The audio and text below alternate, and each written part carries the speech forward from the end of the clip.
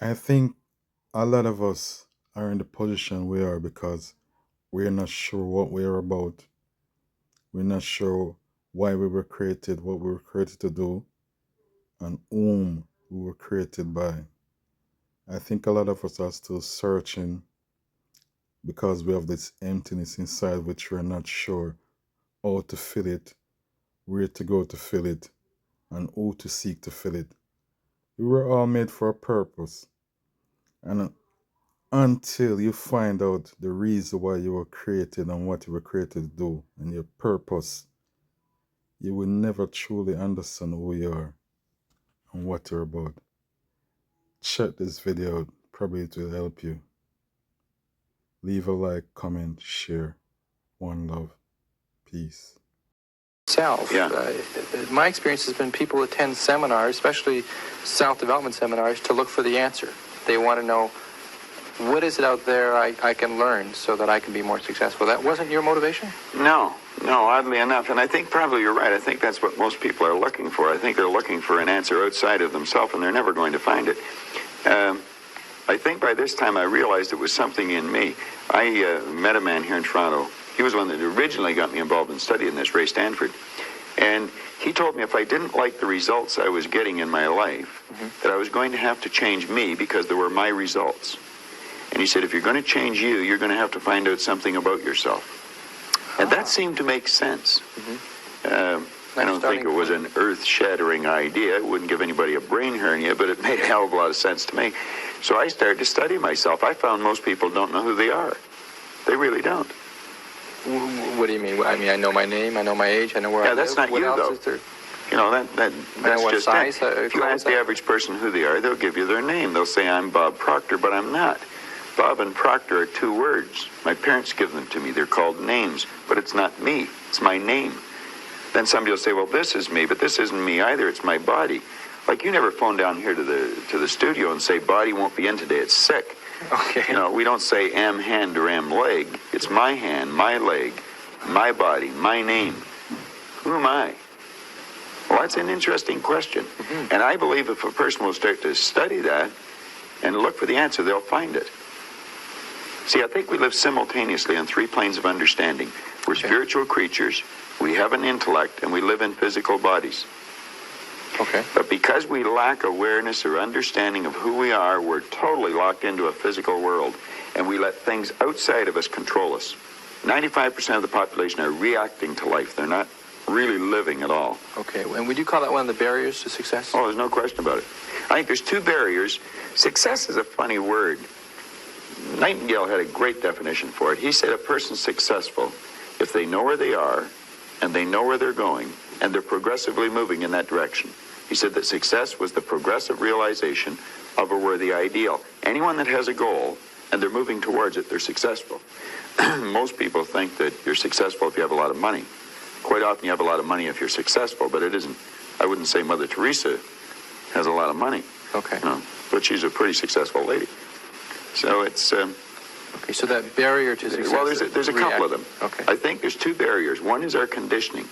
The conditioning that takes place in our subconscious mind from the time we're infants. All we can do is act and talk like the people around us. That's why we learn the language we learned. If there was 10 languages spoken in our home, we'd learn 10 languages without any trouble. There's usually one, and that's the only one we ever learn. And we grow older and we think, oh, I couldn't learn another language. We could learn 100 if we wanted to. You can do anything.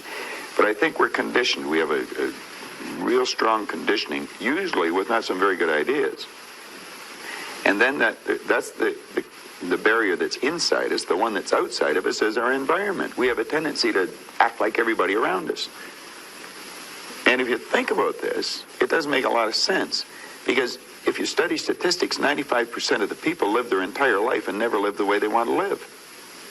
You know that 95% of the population in this country, let's say in North America, okay, the richest continent in the history of the world, they'll work productively, let's say for 40 of their 65 years, okay, and they'll end up with hardly any money. Well, there's got to be something wrong. So there's not much... 5% of the people end up financially comfortable or independent. Are you trying to depress us, Bob? Because that's... No, actually, I think it's quite an exciting idea, because You see, the idea behind it is that anybody can win. Anyone at all. But if we start studying these statistics, I think we'll arrive at the conclusion, geez, I better start thinking for myself rather than follow everybody. Most people, they get a job, they look around, they see how everybody else is doing their work, and they start doing it the same way. They should stop and think, I wonder if any of these people know what they're doing. You know, is there a better way to do it? But don't we have a need to fit in? I mean, we don't want to stand out. We don't want to get fired. We don't want to make waves. Exactly. Just fall into line, you know, take a number, be like everybody around. You know, that'd be great in the animal kingdom.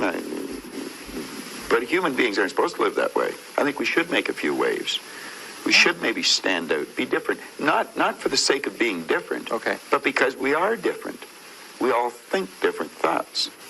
And I believe we should start to think and build images in our mind of what we'd like to do and then set out and do it. Okay. Emerson did that, Edison did that, Marconi did that, Samuel Morse did that, Buckminster Fuller did that. We could go on and on and on. Okay. They were different. They stood out. They made a few waves. Okay. You started with you saying you started with a search for yourself to try to find out more about yourself, and you were somewhat successful along the way. Well, I didn't start it like that in the beginning. I started out, I wanted a lot of money. I figured if I had enough money, I was going to cure all my problems. I found that that wasn't true. I earned a fair amount of problems or money, and I seemed to have more problems. But I after, you know, working at this for a few years, I decided that, you know, the real answer is get to know yourself a little better. Okay. And I don't think you have to go off in the Himalayas and become a guru to. Okay. to do that. What did you do to learn about yourself? You said you went around as many seminars. I attended seminars. I went and listened to different speakers who taught something about the mind. I think the answer's in our mind if we'll start studying and trying to understand our mind. Okay. Let me get back to you if I can. What did you learn about Bob Proctor during that study? Well, I learned that the biggest part of me you'll never see. It's non-physical. And what you see here in the physical body is nothing but the physical manifestation of the higher side of my personality. And of course, that's true with you, and you know, Nancy's on the camera. It's true of everyone. And what we have to study, I think, is how does this non-physical part of my mind work? What happens when I think? Where do thoughts come from? How was this chair built? Somebody had to think. Thoughts are everywhere. And we pull thoughts into our mind and we build pictures or images in our mind. Okay. What we want to understand is that's a non-physical side of ourself that's doing that. If I can build an image of something in my mind, I'm quite capable of building a physical replica of it in my world. So if I build an image of me as a happy, relaxed person, I can live like that. If I build an image of myself as being prosperous, I can become prosperous. So if we think rich, we will be rich. Absolutely. We're already rich, just short of money. Okay, those of us that like to acquire more money Yeah. and or happiness or whatever we see success, those of us that want to reach the goals that we've set for ourselves, we do it first by... Well, the first thing you do is sit down and decide what you want. If it's money you want, how much money? Lots of money. Well, nobody knows how much lots is. So you've got to be specific. Okay. You write down on a card exactly what you want. And you carry that card around and read it often. Now, this is what I learned in this book, Think and Grow Rich, and it's what I teach in the seminars. I'll teach people how to set goals. But you decide exactly what you want. And then you start to think. Now, you're going to have thoughts come to your mind of why you can't get it. You have the ability in your conscious mind to reject that idea, kick it out of your mind. Thinking of why you can't do something is never going to do you any good.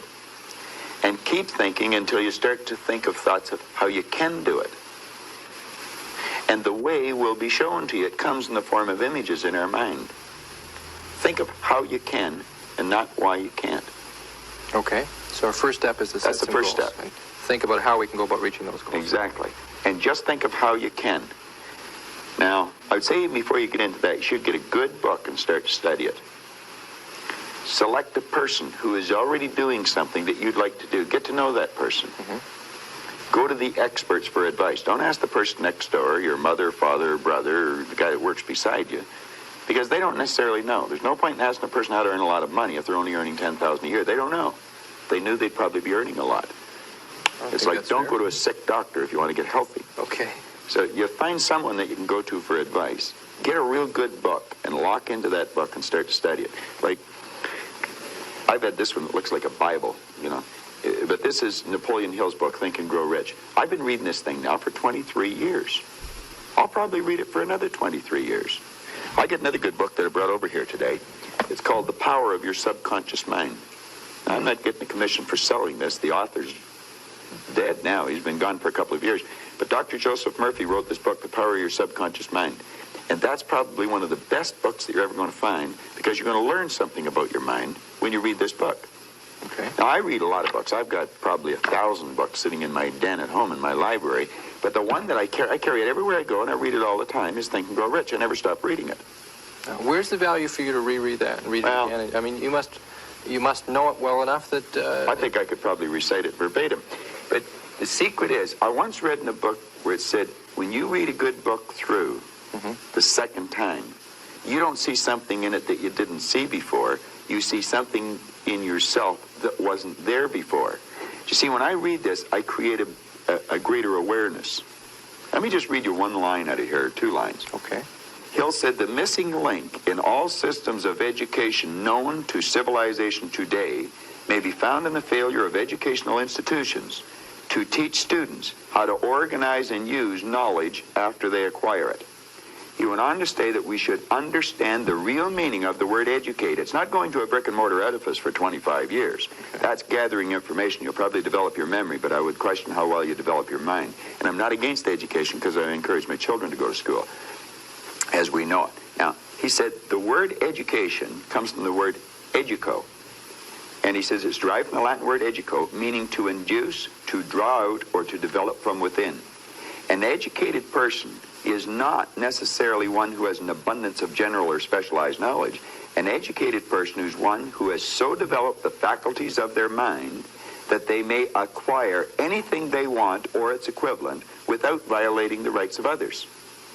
An educated person is the one that knows how to go and get what they want out of life without being selfish. In sense, a researcher, somebody who knows what they're looking for and knows how to go about finding. Well, I think we should forever be involved in research, because learning is a lifelong process. You never stop learning. Education means to draw out from within. We're drawing on an infinite source. We've got deep reservoirs of talent and ability within us. We can learn to do anything. We have phenomenal powers. If we used our body like we used our mind, we'd probably just move our little finger. Okay. We don't exercise our mind enough. No. But we're not taught to. Kids in school should be taught, before the school year ever starts, to sit down. They should be given a blank report card and get them to visualize the marks they want to get and write their own report card. This is before school starts. First week in school. And then the teacher should say, now, I want you just to concentrate on how to get that mark, and I don't want you to think of why you can't. And I want you to form the attitude that you're going to get it. Now, some people say that's not being realistic. That's being very realistic. That's following the success principles that go back 6,000 years in recorded history. That's how everything was accomplished. It's not engaging in fantasy thinking, in Hell, wishful no. thinking, in daydreaming No. we talk about. No.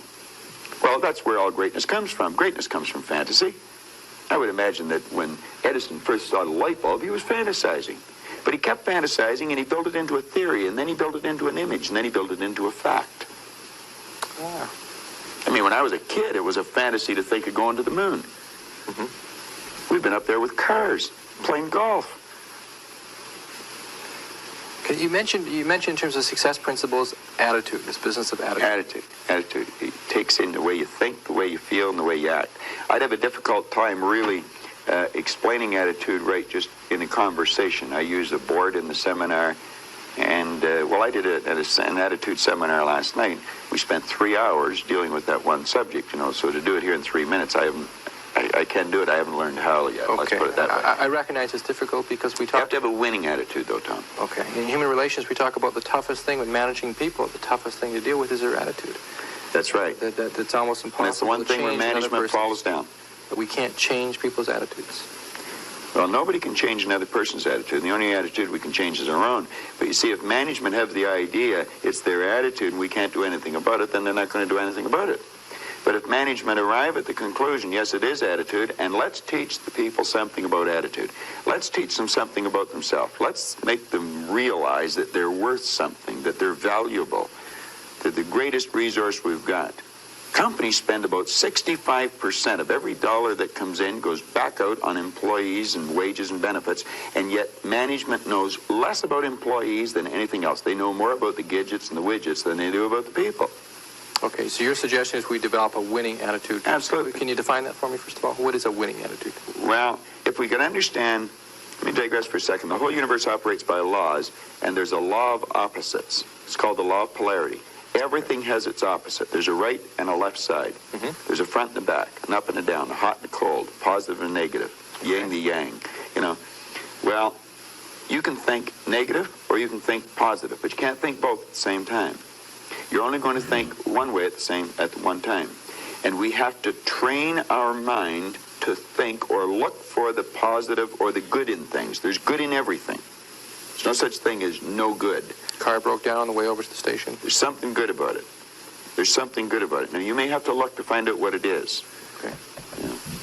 But there's something good in everything. There has to be a positive and a negative for anything to exist. There's a law of gender that decrees that. Science understands it. It's taught in science.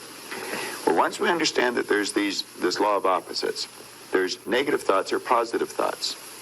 As the thought energy flows into our mind, we decide what we're going to think.